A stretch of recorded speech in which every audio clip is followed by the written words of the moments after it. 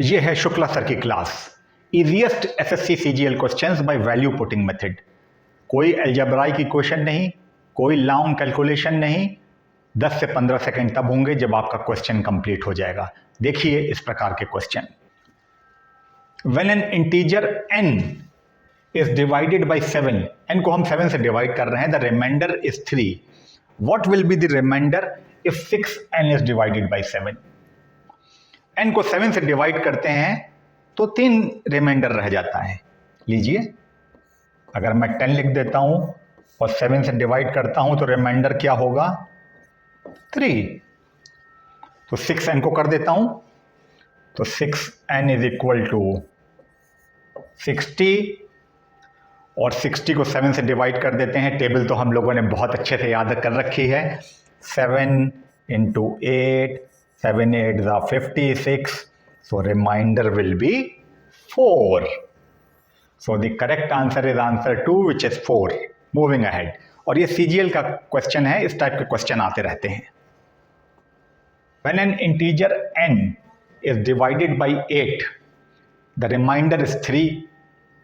लीजिए, 8 plus 3 is equal to 11।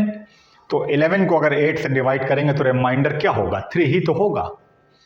What will be the remainder if 6n minus 1 is divided by 8?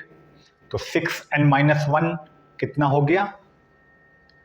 6 into 11 जो कि ये है n minus 1 is equal to 65। तो 65 को 8 से डिवाइड करेंगे तो 8 8 is 64। Reminder will be 1। 3 is the correct answer. Table जरूर याद रखें अप टू 30। अगर 30 तक की नहीं याद कर पा रहे हैं तो 20 तक की तो टेबल बिल्कुल याद करनी ही है। सारे सवाल आसानी से सॉल्व होंगे। 8 into 8 is equal to 64। एक और सवाल CGL 2022 का। A number when divided by 221 leaves a remainder of 30। अब तो आप लोग भी क्या कहते हैं, बॉस हो गए हैं। 221 से 251 डिवाइड करेंगे तो क्या मिलेगा? 30 ही तो रिमाइंडर होगा।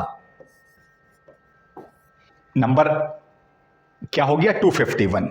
If the same number is divided by 13 the reminder will be. देखिए, नंबर आ गया 251। अब 13 को डिवाइड करना है तो क्या रिमाइंडर रह जाएगा? 13 into 19 247। देख लीजिए, 13 into 20 260। तो 251 से डिवाइड करना है तो reminder will be 4। 1 is the answer. तो हमने कोई अलजेब्राई की क्वेश्चन नहीं लगाई, आसानी से क्वेश्चन सवाल को सॉल्व कर दिया। मैं हूं तुम्हारे साथ, मत चूको चौहान।